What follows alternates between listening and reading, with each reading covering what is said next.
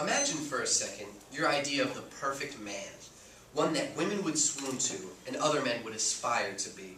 I'm sure that he would be tall, tan, and muscular, with perfect hair and beaming with beauty. Now, look at me. I am quite obviously not that man. You see, it is images like these that cause such torment for us men that are average or less than average. It is this great feeling of utter worthlessness, knowing that you can never amount to the standard of man set about by U.S. society that haunts nearly every man and tears at the fiber of their being.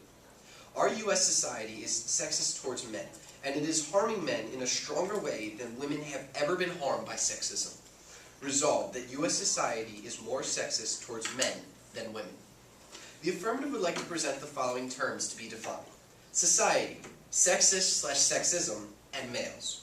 Merriam-Webster's dictionary defines society as a community, nation, or broad grouping of people having common traditions, institutions, and collective activities and interests.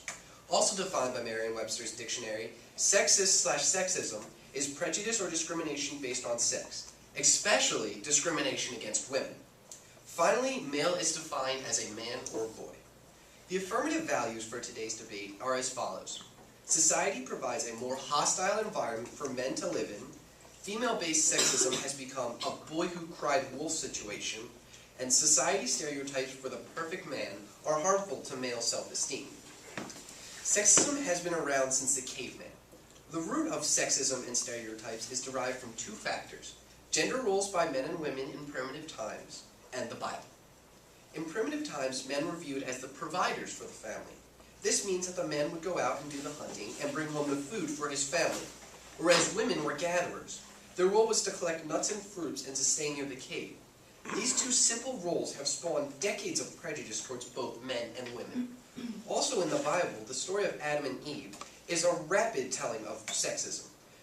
Eve in the Bible was depicted as being man's destruction. She convinced Adam to take the apple, and thus kicking both Adam and Eve out of Eden.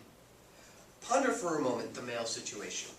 We by nature are attracted to women, but oftentimes when a man shows this attraction, he is slandered and belittled for it.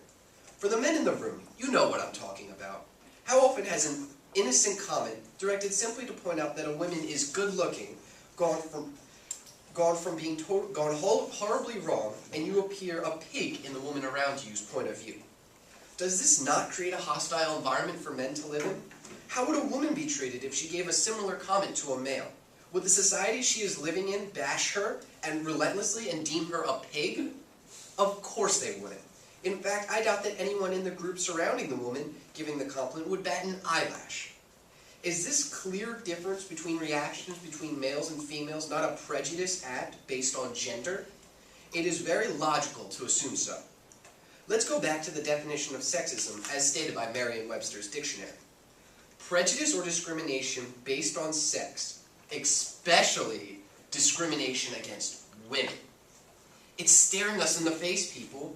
This is clear evidence that our society has completely reversed its views, and men are the ones being plagued by sexism.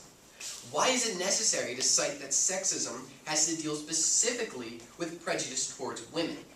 Isn't focusing on the women aspect of sexism sexist in and of itself? It just doesn't make sense. Women in our society have become obsessed with accusing men of being sexist. But the frustrating part is once you're labeled as sexist, that label sticks for a lifetime. For those of you who aren't familiar with morning news talk show host Don Imus and his situation, let me fill you in. Imus used to have a show on NBC, but that show was canceled due to a remark that feminists labeled as sexist. The remark was regarding the difference in ability between male and female college basketball players, and it cost Imus nearly his entire career. Clearly, the overusage of the phrase sexist by women is a prejudiced act based on gender, and is therefore sexist. Finally, the stereotype of a perfect man is extremely sexist and harms men in the U.S. society worse than the idea of the perfect woman harms women. This image of manliness and masculinity that the media pushes on our youth is exponentially harmful. For example, when I was growing up, I had a strong desire to cook. When I expressed this interest to my father, he immediately shot down the idea as being too feminine. How is that fair to a small child who simply wants to chase his dreams? Also, the idea of masculinity brings great self-esteem issues to men around the world. I have a few friends who talk in a very high voice and are therefore deemed unmasculine by their peers. Women make fun of them behind their backs, and men ostracize them all because they cannot meet the stereotype of a perfect man. This is clear proof of men being subjected to prejudiced acts that are based on gender.